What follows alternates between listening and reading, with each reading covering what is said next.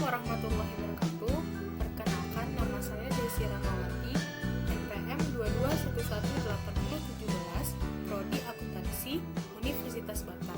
Di sini saya akan menjawab beberapa pertanyaan atau beberapa soal yang diberikan oleh Bu Nola selaku dosen mata kuliah Bank dan Lembaga Keuangan.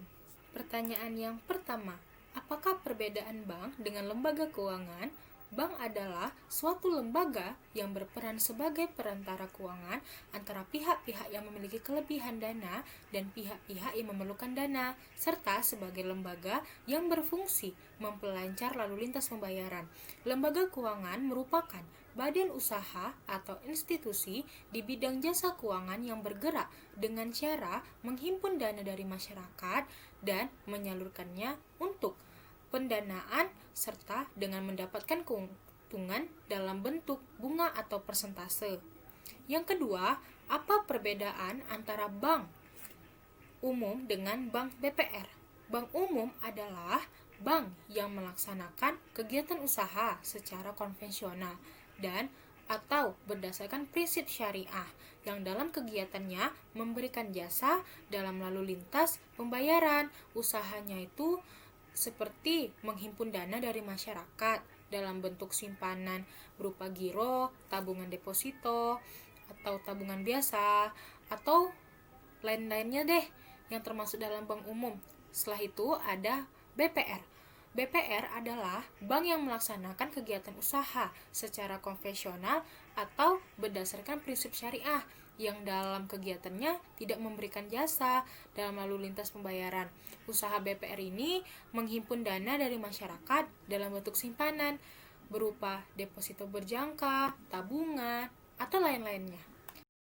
Pertanyaan yang ketiga, jelaskan perbedaan yang mendasar tentang Undang-Undang Bank Indonesia menurut Undang-Undang Nomor 13 Tahun 1968 dengan Undang-Undang Nomor 23 Tahun 1999. Yang pertama, Undang-Undang Nomor 13 Tahun 1968 tentang Bank Sentral menyebutkan bahwa Bank Sentral berdasarkan undang-undang ini diberi nama dengan Bank Indonesia sesuai dengan bunyi penjelasan pasal 23 Undang-Undang Dasar 1945. Maka, selain berdasarkan hukum perdata Eropa dan hukum dagang Eropa, bank dapat melakukan perbuatan menurut hukum adat dengan orang atau badan yang takluk pada hukum adat.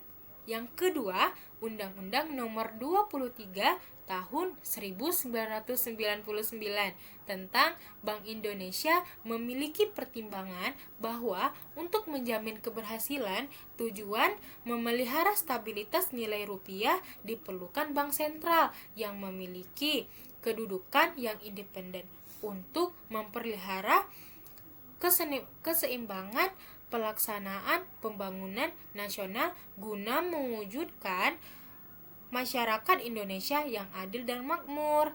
Berdasarkan Pancasila dan Undang-Undang Dasar 1945, pelaksanaan pembangunan ekonomi diarahkan kepada terwujudnya perekonomian nasional yang berpihak pada ekonomi kerakyatan, merata, mandiri, andal, berkeadilan, dan mampu bersaing di kancah perekonomian internasional.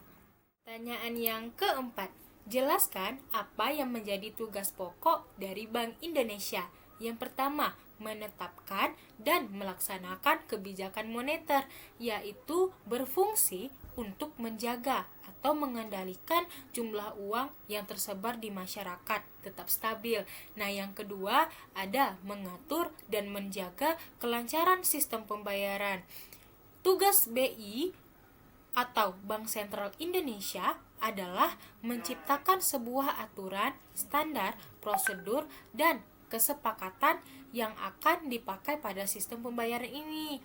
Nah, yang ketiga itu ada mengatur dan mengawasi perbankan di Indonesia. Jadi tujuan dari pengawasannya ini bertujuan untuk menciptakan kestabilan dalam sistem keuangan Indonesia serta membatasi resiko dan juga biaya krisis sistematik yang mungkin akan muncul di kemudian hari.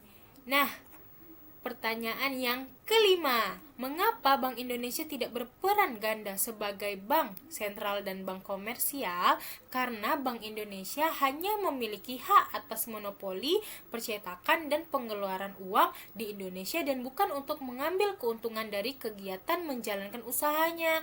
Dan kedudukan Bank Indonesia sebagai bank sentral sebagaimana telah diatur dalam Undang-Undang Nomor 13 Tahun 1968 tentang Bank Sentral. Selain itu, tugas Bank Indonesia juga telah diatur dalam Undang-Undang Nomor 23 Tahun 1999, yaitu tentang pengendalian kebijakan moneter, pengaturan serta pengawasan terhadap perbankan dan juga pengaturan sistem pembayaran.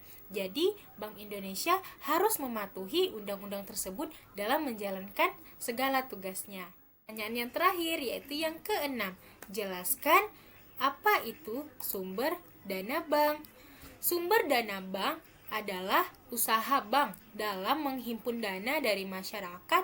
Perolehan ini tergantung pada bank itu sendiri, apakah dari simpanan masyarakat atau dari lembaga lainnya.